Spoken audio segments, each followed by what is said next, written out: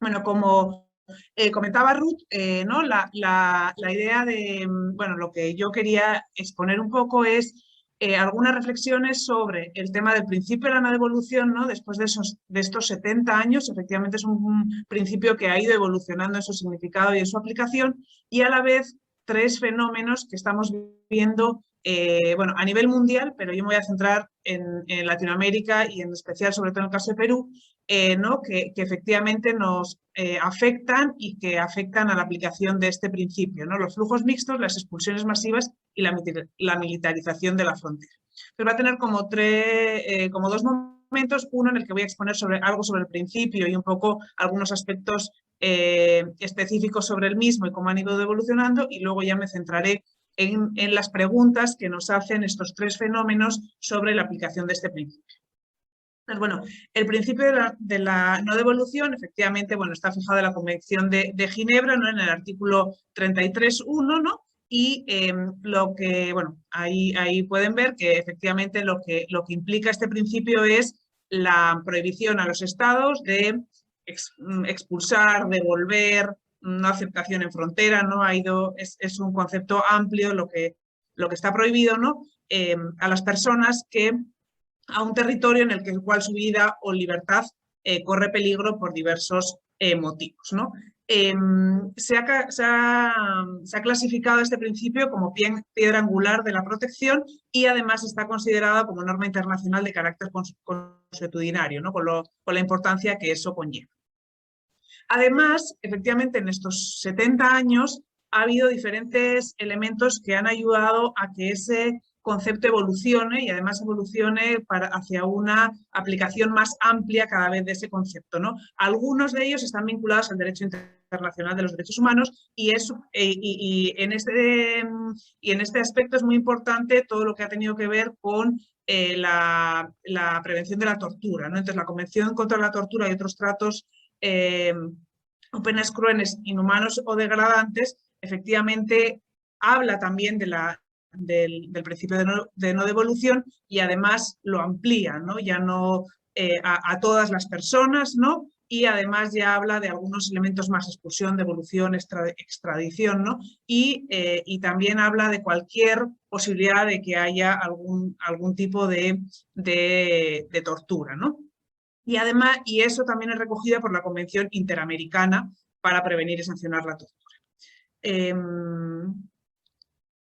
Además, y ahora ya sí centrándonos en Latinoamérica, la Declaración de Cartagena también hace énfasis en este principio de no devolución y ahí en la conclusión quinta efectivamente habla, ¿no? de la importancia que tiene este principio, que es una piedra angular para la protección internacional y que además es un principio imperativo en cuanto es un principio de jus cogens, ¿no? Entonces ahí también se ve el realce y además, bueno, efectivamente la Declaración de Cartagena, como comentaba Mauricio antes, es una ampliación de la definición que también hay que tenerlo en cuenta a la hora de plantearnos cómo se aplica el principio de la devolución en Latinoamérica, ¿no? Y por último, y que es un elemento bien importante, es la Convención Americana sobre los Derechos Humanos, que en su artículo 22 amplía este principio ya no solo en los casos de refugiados o solicitantes de refugio, sino que amplía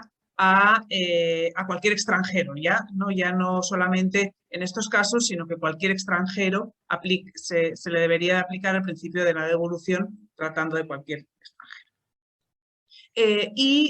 En cuanto a algunas preguntas, bueno, que surgen de la aplicación, efectivamente, bueno, ¿a quién protege? ¿No? Si nos centramos en el tema de refugio, aunque ya hemos visto que efectivamente en Latinoamérica, por la Convención Americana de los Derechos Humanos, tendría que aplicarse a toda persona extranjera, también hay que tener en cuenta lo que mencionaba, ¿no? que se aplica a los refugiados y a solicitantes de refugio, por lo cual en nuestro contexto sería importante tener en cuenta que efectivamente la mayoría de nuestros países ya tiene incorporada en su ley la definición de Cartagena, ¿no? Y abarca, como les mencionaba antes, un comportamiento amplio, ¿no? No es solo devolución, expulsión, sino también deportación o rechazo en frontera, ¿no? Y también abarca la devolución indirecta, es decir, el que un Estado te devuelva a otro tercer Estado que en el cual hay riesgo de que tú seas devuelto también a un país donde tu vida o libertad estaría en riesgo, ¿no? Y eso también es importante tenerlo en cuenta. Y lo que abarca también es la devolución cuando tenga consecuencia que la persona esté expuesta a amenaza de persecución, ¿no? Por las diferentes causas que ahí se menciona, cuando haya un riesgo real de tortura, castigos crueles, inhumanos o degradantes, y que también haya una amenaza a la vida, a la libertad o a la integridad física, entendida también ampliamente, ¿no? Aquí también se podrían poner, por ejemplo, los DESC, ¿no? En cuanto los DESC también suponen un riesgo a la vida en muchas situaciones. Además, por ello, y porque se ha ido también cada vez haciendo una definición como más amplia de lo que protege este principio de no devolución, requiere, por lo tanto, un examen de los hechos de cada caso individual, ¿no? Esto es importante y veremos después para algunos de los retos que se enfrentan, ¿no? Como por ejemplo los flujos mixtos, ¿no? Además, también se aplica en afluencias masivas y en casos de protección temporal, ¿no? Por ejemplo, ¿no? Lo que estamos viviendo ahora en el tema de las caravanas de migrantes o en los flujos más masivos como han sido el de personas venezolanas, ¿no? También se tendría que aplicar este principio de no devolución. Los países no pueden excusarse en que es una afluencia masiva para, por ejemplo, no dejar ingresar al territorio, ¿no? O expulsar a las personas que están llegando y traspasando las fronteras, ¿no? Y la Convención, en el artículo 32, habla de excepciones, ¿no? Cuando, y ahí menciona dos, cuando es peligro cuando la persona, ¿no? Supone un peligro para la seguridad del país donde se encuentra, o que, habiendo una condena definitiva por un delito particularmente grave, constituya una amenaza para la comunidad del país. Entonces, ahí se habla de estas excepciones. Sin embargo, efectivamente, el desarrollo de este principio y el que se haya incorporado también el derecho internacional de los derechos humanos, al final cuestionan que este principio pueda tener alguna excepción, ¿no? Y además, como hablábamos para el caso de Latinoamérica, la Convención Americana sobre los Derechos Humanos no permite ninguna limitación en este caso, por lo cual en nuestro caso también se debería de aplicar, ¿no? para todos los extranjeros. Y en todo caso, en aquellos países en los que se apliquen estas excepciones deberían de ser súper restrictivas. Entonces, bueno, pues vemos cómo ha ido evolucionando este principio y que efectivamente requiere o implica o abarca amplitud de situaciones, no tanto en cuanto a lo que supone las personas a las que se aplica, como a los riesgos a los que pueden estar sometidas las personas en ese territorio al que se les transfiere o se les expulsa, ¿no? Sin embargo, vemos que a pesar de esa evolución y de esta definición que se ha ido haciendo, vemos como los tres elementos que les mencionaba, los tres fenómenos que están suponiendo un riesgo o que nos hacen cuestionarnos sobre si realmente se está aplicando o no ese principio de la no devolución, ¿no? El primero son los flujos mixtos, que bueno, ya saben todos ustedes lo que son los flujos mixtos, ¿no? Los movimientos de población complejos, ¿no? Que efectivamente, bueno, pues supone personas migrando, ¿no? Personas en desplazamiento, ¿no? Con diferentes situaciones que requieren diferente protección, ¿no? Y que además suelen estar constituidos efectivamente por personas que no tienen las autorizaciones necesarias para llegar a los países por los que transitan, ¿no? Entonces, ahí respecto al principio de no evolución, lo que deberíamos de preguntarnos es, ¿hay mecanismos para individualización en frontera? ¿Hay mecanismos que efectivamente nos lleven a ver, ¿no? Como mencionaba anteriormente, ¿no? Se aplica el tema de la perspectiva de género o enfoques diferenciados para las diferentes vulnerabilidades que nos permitan ver si esa persona efectivamente es devuelta o no es admitida en frontera, que nos permita determinar si su vida, su libertad corre un riesgo. Eso se aplica en los países, ¿no? O efectivamente es frente a una a los flujos mixtos se aplica la visión más restrictiva y se impide el acceso al territorio o se devuelven al territorio de origen, ¿no? Isabel, 5 minutos. Sí. Por otro lado, efectivamente, también los flujos masivos, ¿no?, nos hacen preguntas sobre qué sucede en los países con masivas vulneraciones de derechos humanos, ¿no? Por ejemplo, las personas venezolanas, ¿no?, que ya hay diferentes, bueno, y aquí he puesto un ejemplo, la resolución de la Comisión Interamericana de Derechos Humanos, que efectivamente habla sobre que las poblaciones venezolanas en desplazamiento tienen que ser consideradas como refugiadas y por lo tanto que ese principio se debe de respetar, ¿no?, el derecho a la no devolución y incluye, ¿no?, aquí habla específicamente de la prohibición de rechazo en frontera y la prohibición de expulsiones colectivas, ¿no?, porque efectivamente se basan en que en Venezuela existe una vulneración masiva de derechos humanos, por lo que además ha sido reconocida por muchos de los estados de Latinoamérica, ¿no?, y se basa que efectivamente el tema de la devolución implica un riesgo para su vida y su integridad.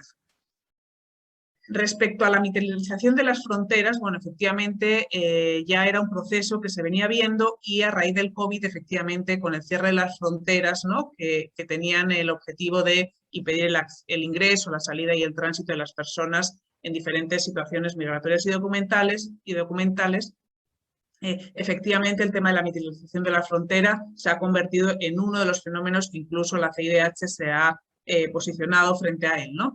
Y el ejército ha pasado a cumplir actividades de control migratorio en varias de las fronteras.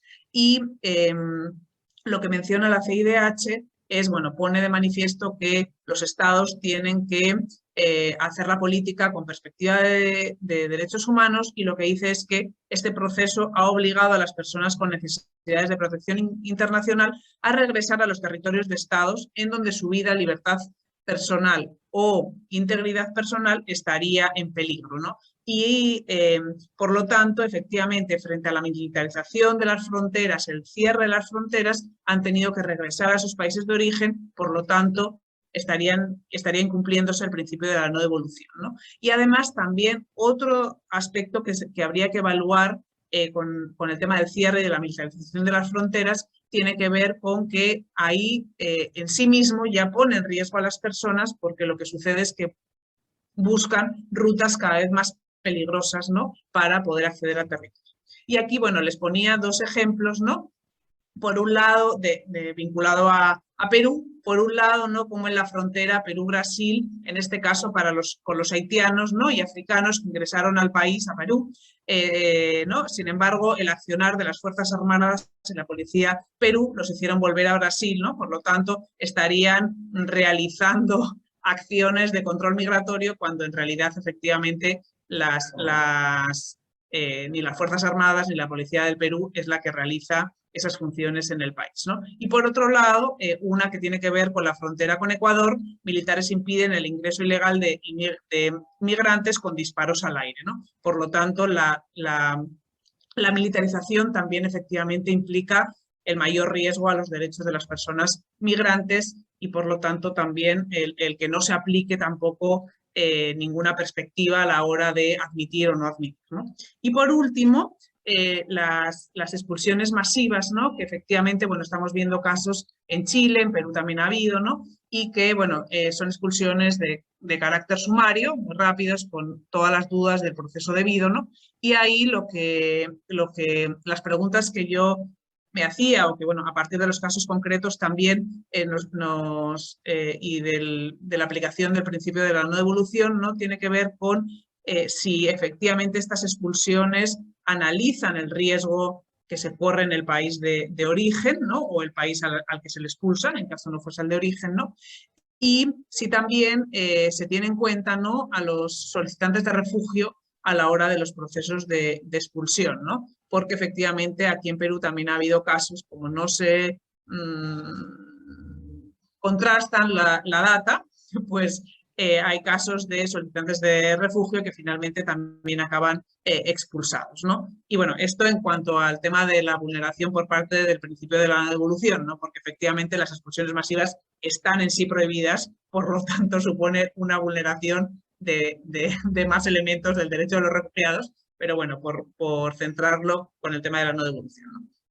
Entonces, por último una breve conclusión es que efectivamente ha sido un principio que ha ido evolucionando hacia la mayor protección, es decir, las sentencias de los diferentes tribunales, incluso los documentos, ¿no? Las declaraciones, los tratados han ido dándole un mayor significado y hacia la mayor protección, ¿no? Sin embargo, esto contrasta totalmente con la realidad de los flujos, ¿no? Por lo cual, el desafío sería efectivamente la aplicación de este principio, ¿no? Cómo efectivamente eso nos lleva a que en la política concreta, en las acciones concretas, ver cómo se vulnera o no, o cómo se evalúa el tema de la vulneración de este principio.